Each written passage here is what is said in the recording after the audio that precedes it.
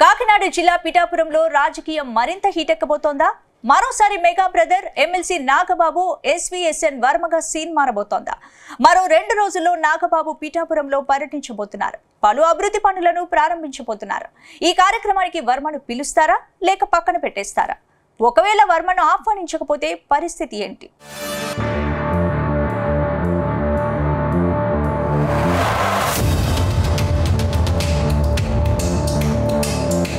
ఏపీలో రాజకీయాలన్నీ ఒక ఎత్తు, పిఠాపురంలో పాలిటిక్స్ మరో ఎత్తు అనేలా పరిస్థితులు మారిపోతున్నాయి.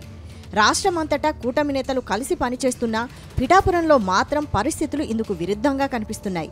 అక్కడి నేతలు ఢీ అంటే ఢీ అంటున్నారు.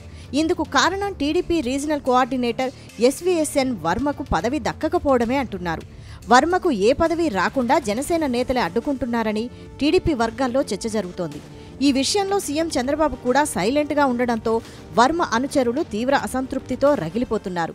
ఈ వేడి చల్లారక ముందే మరోసారి mega brother MLC Nagababu Pithapuram పర్యటనకు శ్రీకారం చుట్టారు.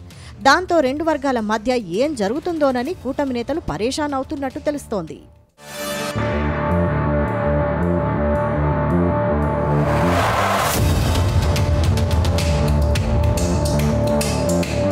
ఇటీవల పిఠాపురం జనసేన 12వ ఆవిర్భావ దినోత్సవ సభలో జనసేన నేత నాగబాబు సంచలన వ్యాఖ్యలు చేశారు. పిఠాపురంలో జనసేన అధినేత పవన్ కళ్యాణ్ను ఎవరైనా తామే గెలిపించామనుకుంటే అది వారి కర్మ అన్నారు.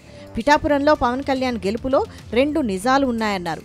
ఒకటి పవన్ కళ్యాణ్ అయితే రెండోది పిఠాపురం జన సైనికులు, ఓటర్లు అని వ్యాఖ్యానించారు.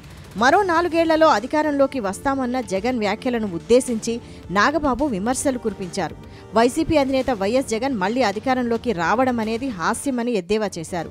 మీరు నిద్రలోనే ఉండండి, అప్పుడప్పుడు కలవరించండి, 20-30 ఏళ్ల తర్వాత కలలో నుంచి బయటకు రండి, 20 ఏళ్ల తర్వాత మేల్కోండి, ఆ తర్వాత మీ ఇష్టం అంటూ ఎద్దేవా చేశారు. ఇక్కడ పిఠాపురంలో పవన్ కళ్యాణ్ గారు అఖండ విజయం సాధించడానికి 2 ఫ్యాక్టర్స్, 2 ఇంపార్టెంట్ ఫ్యాక్టర్స్.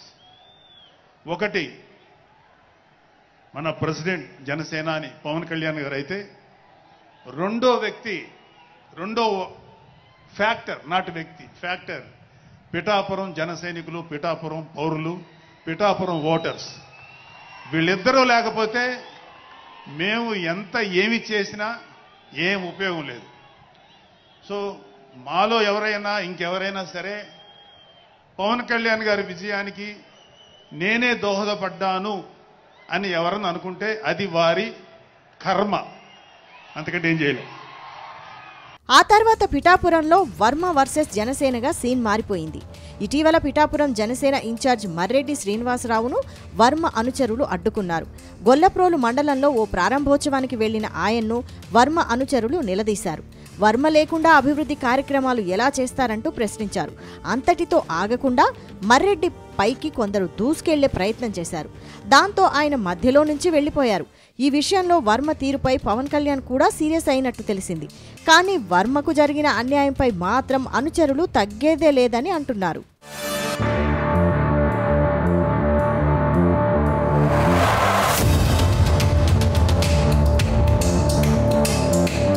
ఇదిలా ఉంటే మెగా బ్రదర్ నాగబాబు ఇటీవలే ఎమ్మెల్సీ అయ్యారు.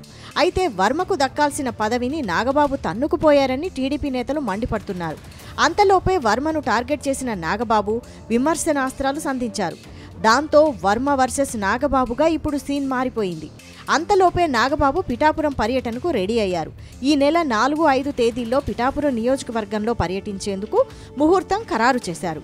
పిఠాపురం, గొల్లప్రోలు మండలాల్లో పూర్తయిన పలు అభివృద్ధి కార్యక్రమాలను ప్రారంభించనున్నారు. ఈలోగా ఆయన ఎమ్మెల్సీగా ప్రమాణ స్వీకారం చేస్తారా లేక ప్రమాణ స్వీకారం చేయకముందే వస్తారా అన్నది తేలాల్సి ఉంది. అయితే ఆయన పర్యటన మాత్రం ఖరారైంది. నాగబాబు 2 రోజులు నియోజకవర్గంలో పర్యటిస్తారని ఇన్ఛార్జ్ మర్రెడ్డి శ్రీనివాసరావు ప్రకటించారు.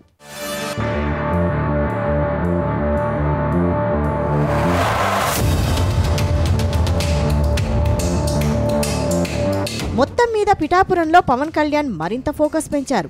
ఇప్పటికే పిఠాపురంలో ఎమ్మెల్సీ హరిప్రసాద్, జనసేన ఇన్ఛార్జ్ మర్రెడ్డి శ్రీనివాసరావును రంగంలోకి దింపారు.